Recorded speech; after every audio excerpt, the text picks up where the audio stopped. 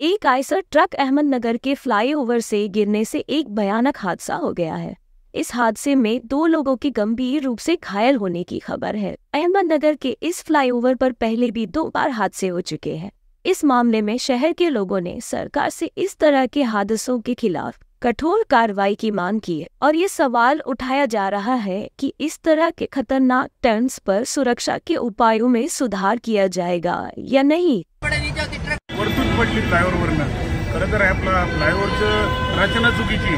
हा फ्लायओव्हर वरदान आहे की शाप आहे हे नगरकरांना आता कळायला मार्ग नाहीये आणि एवढी भयानक घटना झाली। वरतून जे पडले आता खाली त्याच्या खाली कोण दबले गेले याची पाहणी अजून आता पोलीस आलेले आहेत की पोलीस करतील। गाडी उचलली जाईल तेव्हा ते कळणार आहे की खाली काय नाही।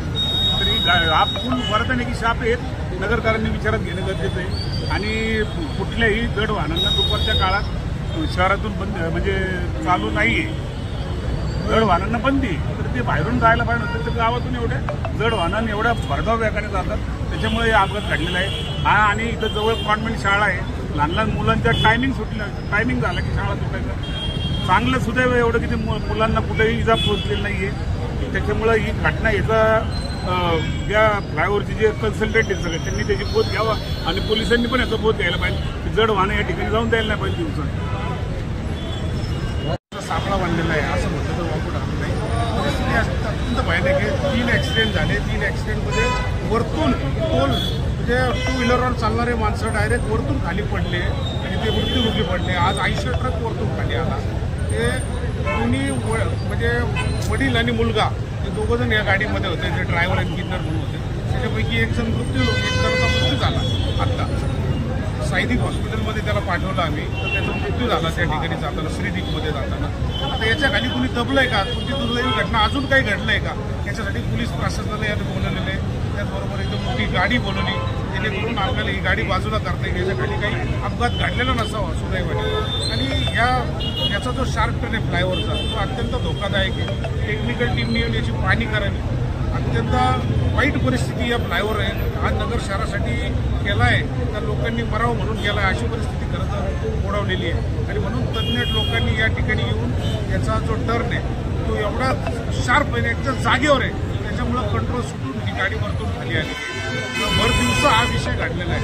इथं एवढी मोठी ट्रॅफिक खाली असते समोर कॉलेज आहेत त्याच्याबरोबर विद्यालय आहे RTO कार्यालय आहे आणि हा नगर शहराचा प्रमुख चौक आहे आणि एवढी मोठी वाईट परिस्थिती घडली याच्यातून बोध घेणं अत्यंत गरजेचं आहे। उद्याच्या काळात या टेक्निकल टीमनी येऊन इथं ॲक्सिडेंट होणार नाही याच्यासाठी काही सेफ्टी गोष्टी केल्या पाहिजेत अशी आमची या ठिकाणी त्यांना मागणी।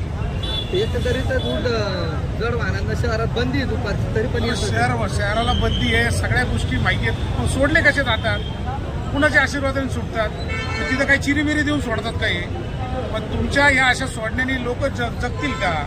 रात्रीचे जर का मोठ्या गाड्यांना रात्री परवानगी आहे तर त्या रात्री सोडल्या गेल्या पाहिजेत नाही तर ते बाह्य वळून गेल्या पाहिजे। असा ॲक्सिडेंट झाला नसता। आज किती मोठं नुकसान झालेलं आहे म्हणजे एक जीव तर गेलेला आहे अजून कुणाचा जीव गेला का नाही हा बी माहीत नाही। तर या अशा वारंवार घटना होऊ नये याच्यासाठी आपल्याला पाऊल करावं लागेल। एवढा मोठा फ्लायओव्हर बांधला पण तो चुकीच्या पद्धतीने बांधला असं आमचं या ठिकाणी स्पष्ट म्हणणं आहे आणि आम्ही याचा निषेध करतो।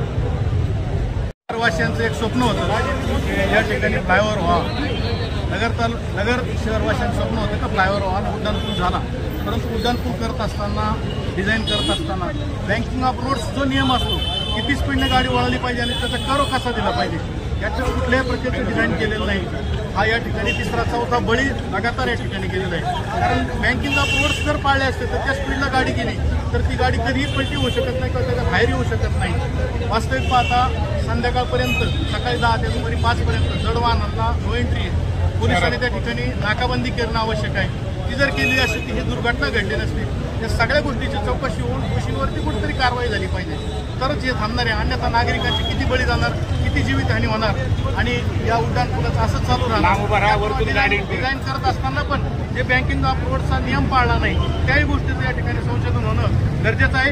ॲक्सिडेंट स्पॉट ज्या ठिकाणी असतील त्या ठिकाणी उपाययोजना करणं याही गोष्टी अत्यंत